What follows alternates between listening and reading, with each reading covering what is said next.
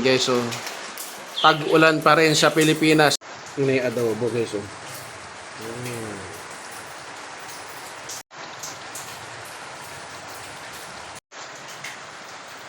Adobo baboy ni Sir Chef. Yan guys, so adobo ni Sir Chef. Magmimini mukbang tayo.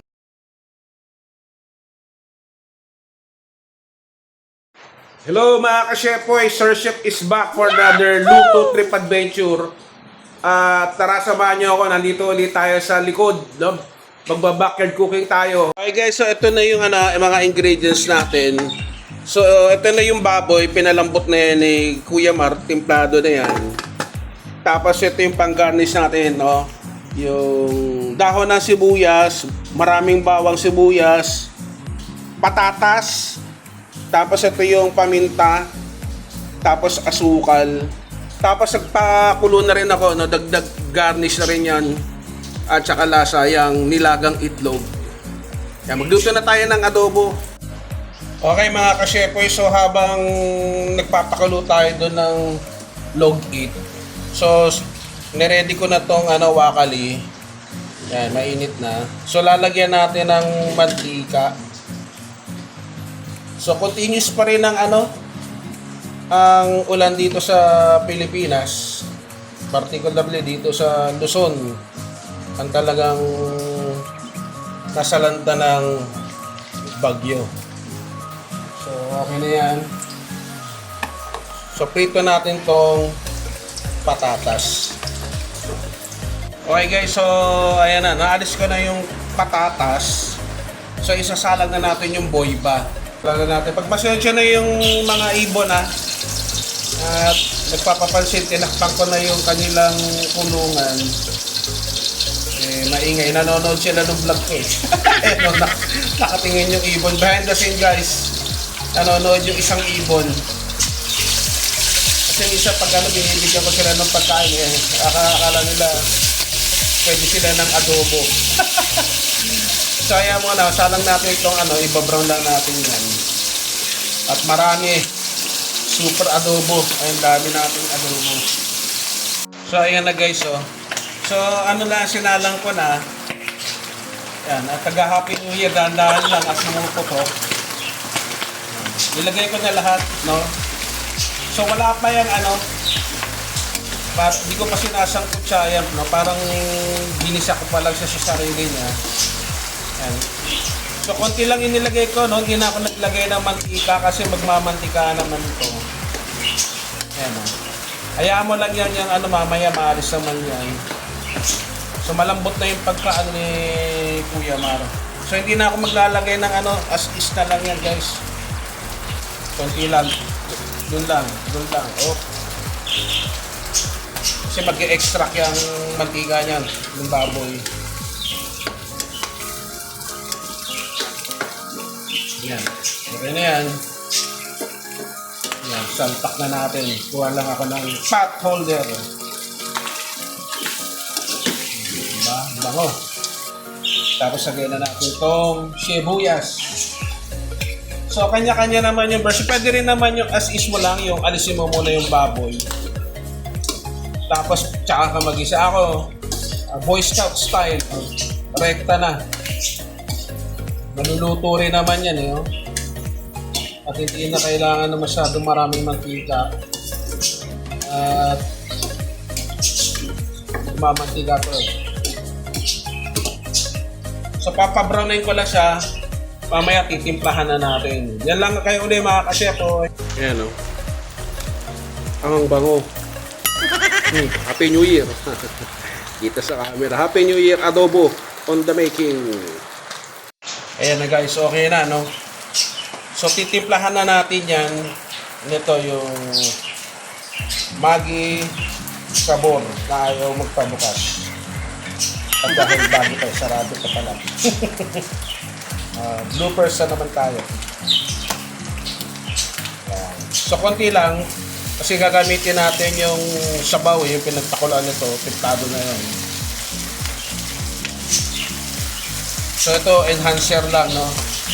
flavor enhancer itong liquid seasoning. At saka itong paminta. King.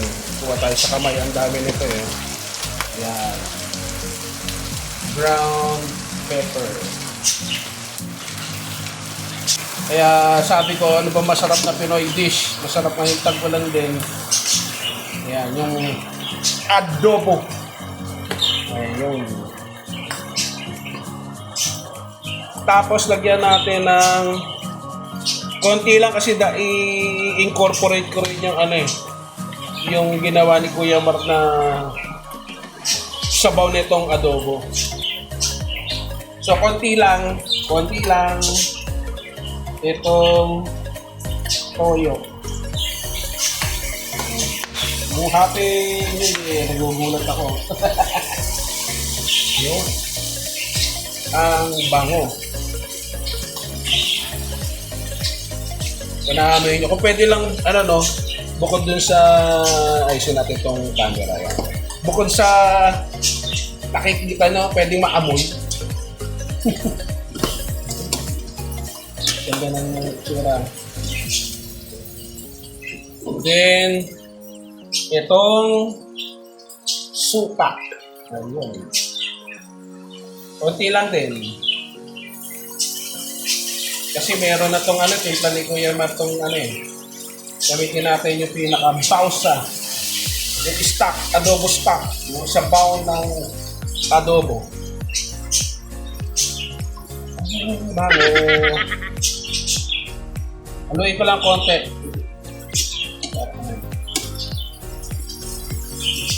Bango. Gutom na ako.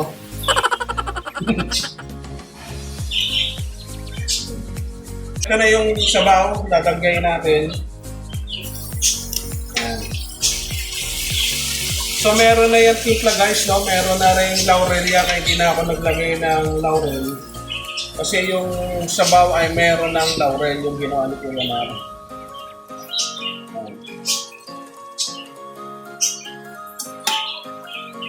Siguro konti lang yung ilalagay nating sabaw kasi malambot na yung baboy eh. Yung ginawa niya okay na yun eh, yung traditional na adobo. Pero syempre i-level up natin yan. So behind the scene, titikman ko yung sabaw niya. Meron na rin pala. Okay na. So okay na siguro yan. Tapos lagyan natin ng patis. Kunti lang din.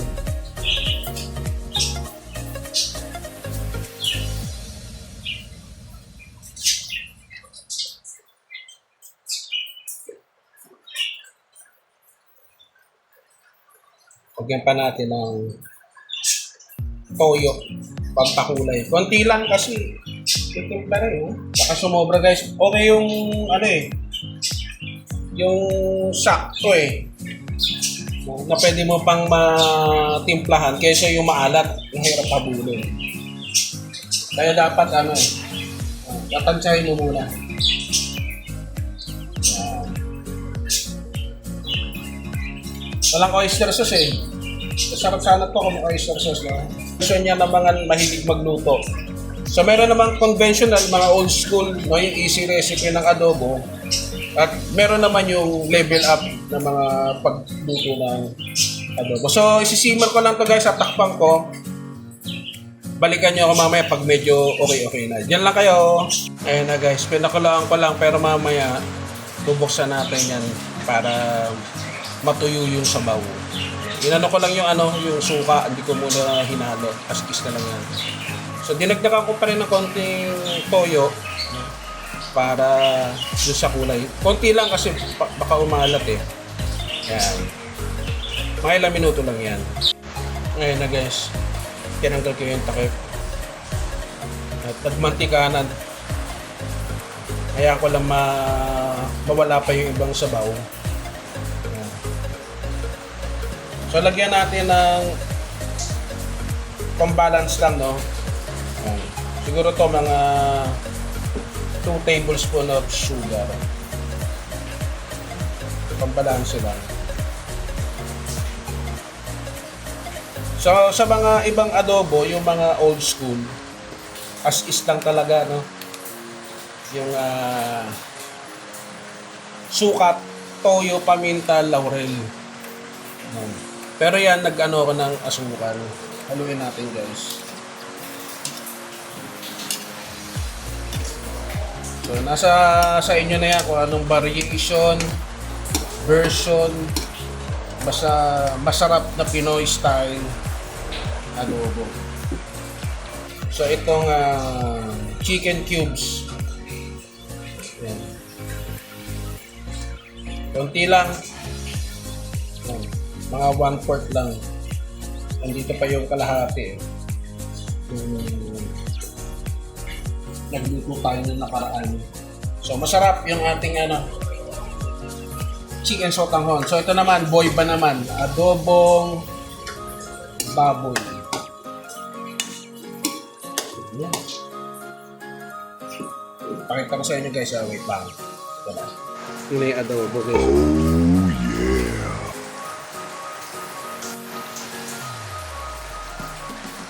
Okay guys, so okay na.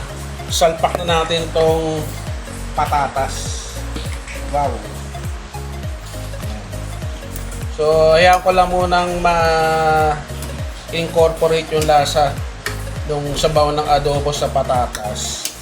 At lutuin lang natin to ng ilang minuto pa. So, mamaya doon na tayo sa bahay, no, sa loob. Adobo baboy ni Sir Chef.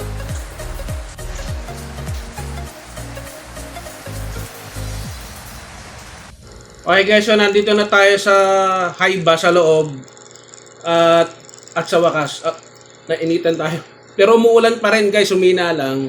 So ito na, papakita ko sa inyo. Nag-play na ako. Pag may mini mukbang tayo, papakita ko sa inyo itong adobo ni Sir Chef. Ayan guys, so adobo ni Sir Chef. Pag may mini mukbang tayo, ilagyan ko lang ng garnish. Let's go! Okay guys, so samahan niyo ako, magpasalamat tayo. Panginoon sa iyong anak na si Jesus, maraming salamat po sa pagkain niyo po. Basbasan mo. Amen. So tara, let's bogchi. Ayan guys. So ginamit ko na rin yung video natin. Pwede nang gumalaw-galaw tayo. Trip-trip lang. So ito, gugas ako kamay guys ha. Saan pupunta? Dito tayo. Ayan. So ito na. Magpa-first bite tayo. Ang lambot. Wow!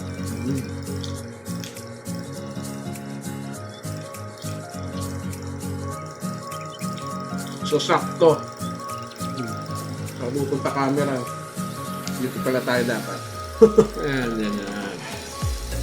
So, pasensya na kaya. Tinasting ko lang yung camera ko. Gumagalaw. Ayan. Kung ano yung sensor. Ayan. So, pwede rin kung gusto nyo yung maanghang, lagyan nyo na rin ng sili. Kaso yung mga kasama ko sa bahay yan, ayaw nyo maanghang. Sarap. Mini mukbang.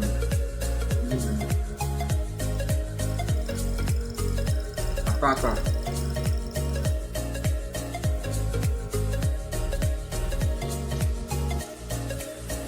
Sakto sa tag-ulan.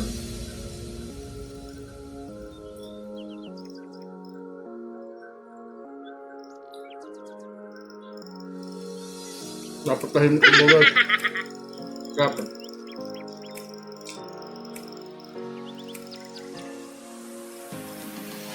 Pasubukan niya ito ng Easter recipe, adobo, special, Easter chef.